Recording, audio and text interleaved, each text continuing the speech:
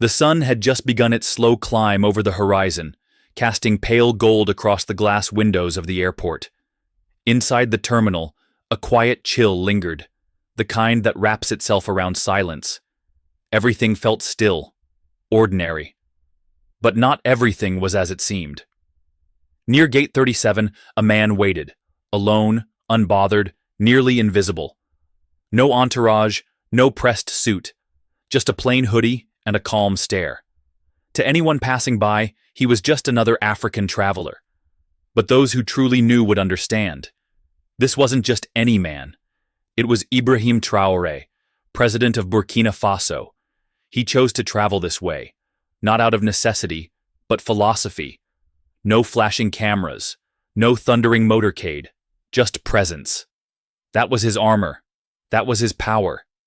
He moved through the world like smoke, present, but untouchable. His return from Europe wasn't ceremonial. It was personal. The meetings had been long, important, full of words that shaped futures, gold, sovereignty, alliances. But now, all he longed for was home. As he walked calmly toward his Air France flight bound for Ouagadougou, he paused briefly to greet an airport janitor in gentle French. "Bonjour, ça va?" The worker smiled, answering politely, unaware of the weight behind the voice, the history seated in those few words. That was how Traoré liked it, seen, but not truly known. He boarded the plane without fanfare, offered a nod to the flight crew, and settled into seat 2A by the window. The world around him buzzed in the usual way. Wheels rolled, overhead bins clicked. Nothing seemed off. But beneath that ordinary surface, something small had already shifted. A disturbance was approaching, slow and quiet, like a shadow stretching across water. A few rows back, a different kind of passenger had arrived. Tall, gray-haired, sharp suit. His very posture screamed entitlement. The CEO of a major French energy corporation. A man used to limousines, private lounges, and first-class whispers. He approached the gate expecting deference, but today he was met with resistance. Business class was full. That was what they told him. And he didn't like hearing no. He didn't raise his voice. Not yet. Instead, he leaned into arrogance, the kind that drips with decades of unchecked privilege. "I'm a strategic partner across West Africa," he murmured. "I don't wait." Assistants fluttered nervously beside him. Airline staff scurried, eyes down, hands tapping on tablets. But the truth was unshakable. There were no more seats. Still, he pressed. That's when Claire entered the picture, an experienced Air France flight attendant, tall and efficient. Her uniform crisp, her smile rehearsed. She had the poise of someone who solved problems before they became scenes. She was sent to make space. She was sent to find the easiest target. She walked down the aisle, scanning business class like a hawk gliding over prey. And then her eyes caught him. Seat 2A. Brown skin. Hoodie. No assistant. No nameplate. Just stillness. Her mind flicked through silent assumptions. Her lips curled into a tight smile. She leaned toward a younger steward and whispered, "Probably a mistake." Then she approached. "Monsieur," she said with sterile politeness, "may I see your boarding pass?" Traoré, still calm, handed it over without a word. She studied it. Seat 2A. Everything matched, but something in her still resisted. Her training hadn't prepared her for dignity, dressed in simplicity. She returned after a beat, smile now tighter. "Sir," she said more firmly, "we need to move you to accommodate another passenger. Economy class is still available. Of course, we'll compensate you." It was delivered gently, but it landed like a blade. Traoré's brow lifted ever so slightly. "And why me?" he asked, voice as calm as still water. "No reason, sir," she replied, almost too quickly. "Just a small adjustment for another guest." He looked at her, not with anger, but with depth. "A guest more important than me?" She hesitated, her mask faltering for just a moment. "We just need the seat, that's all." Other passengers were beginning to notice. Glances shifted. The air grew heavier. The plane hadn't even left the tarmac, but something was already in motion. Traoré leaned back in his seat, his voice barely above a whisper. "No, I will remain in my seat." Claire blinked. She wasn't used to being told no, especially not by him, especially not like this. Her lips tightened, her posture stiffened. "Sir, I must insist. For operational reasons." His eyes never left hers. "Then explain to me," he said softly, "why I was chosen, and not someone else." For a moment, everything was frozen. Her authority, his defiance, the murmurs, the watching eyes. The quiet storm had arrived, and its center sat in seat 2A, unmoved. And somewhere behind all that silence, power shifted. Not the kind written in contracts or traded in rooms, but the kind that's born when truth refuses to bow. Claire hesitated, caught off guard by a kind of resistance she didn't expect. Quiet, composed, and immovable. Around them, the invisible boundary between curiosity and concern began to shift.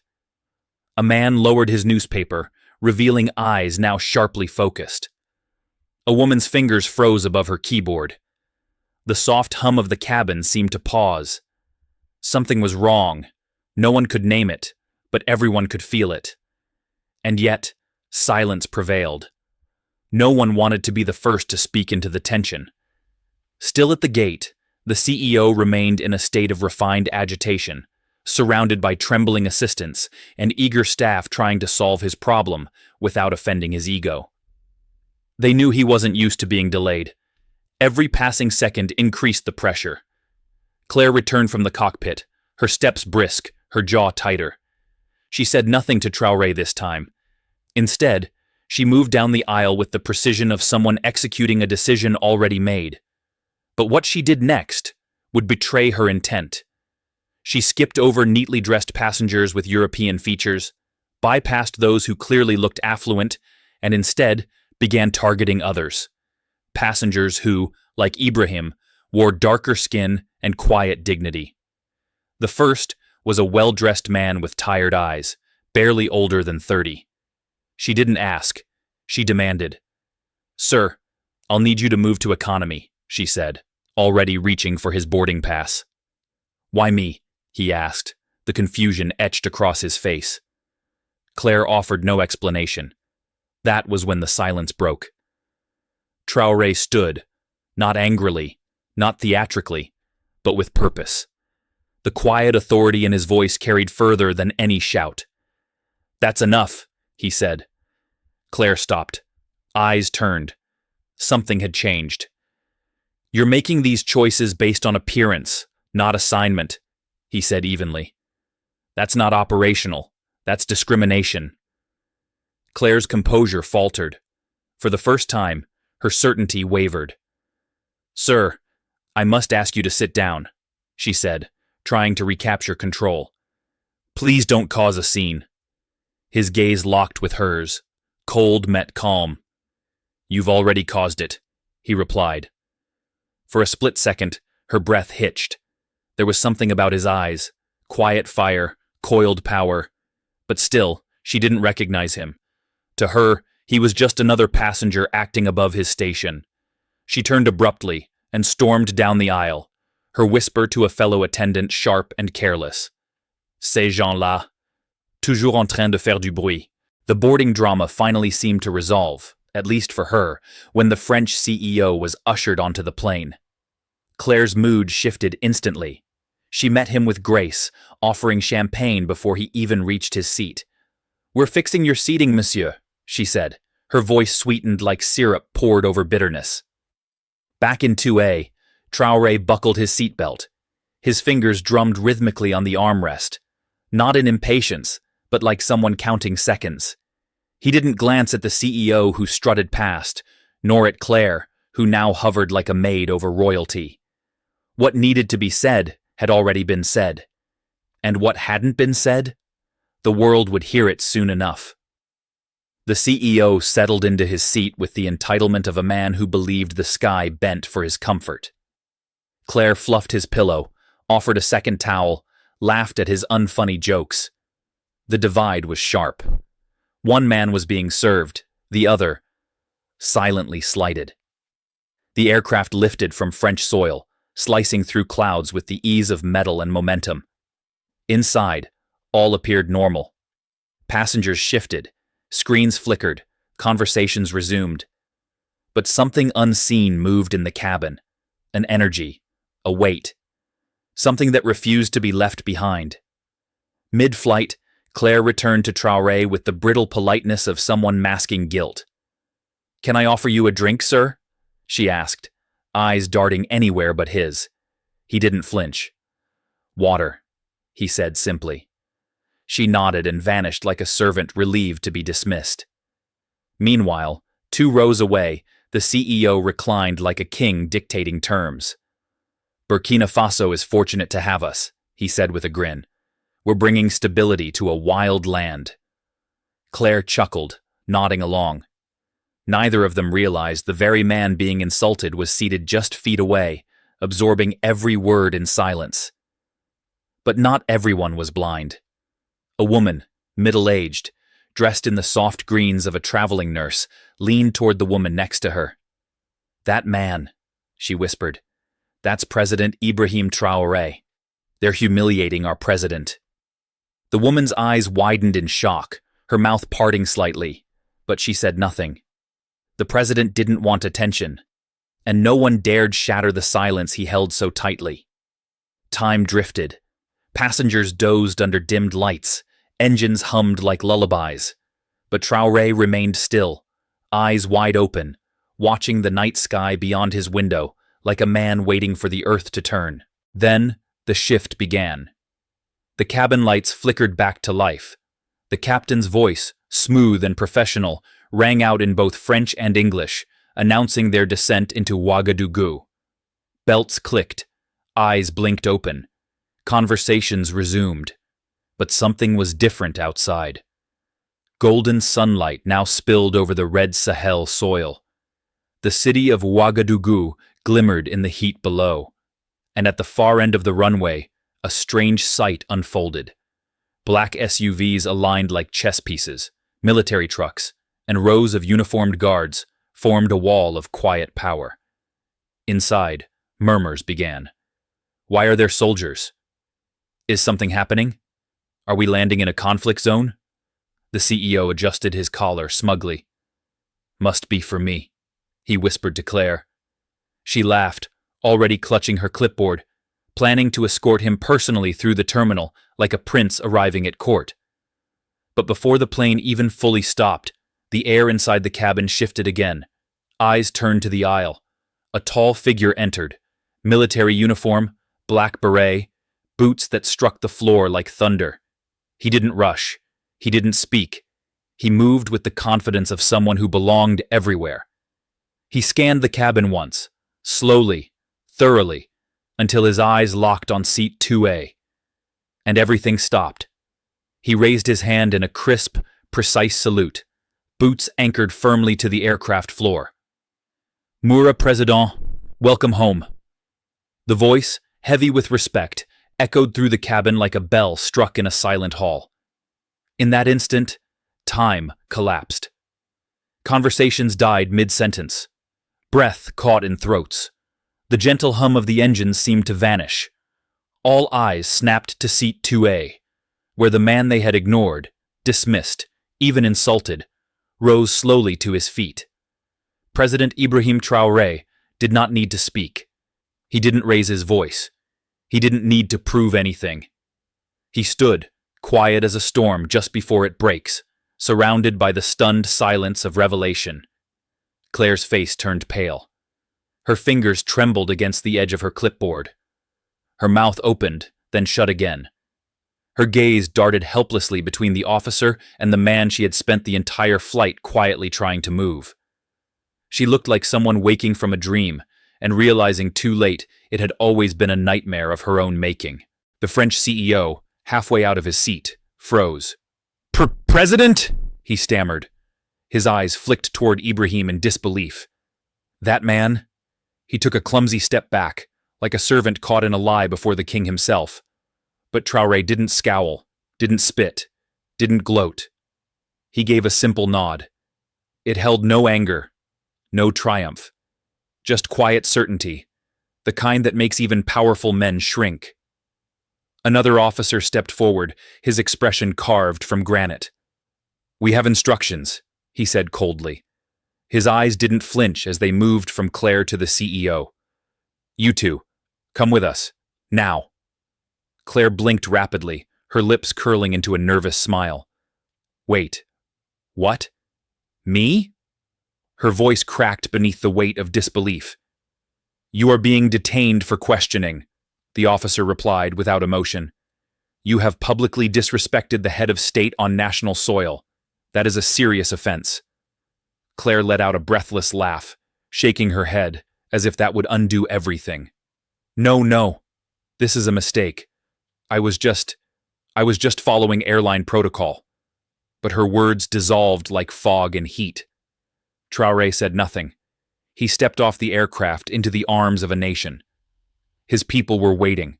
Ministers, soldiers, dignitaries, and a sea of civilians pressed against the airport fence.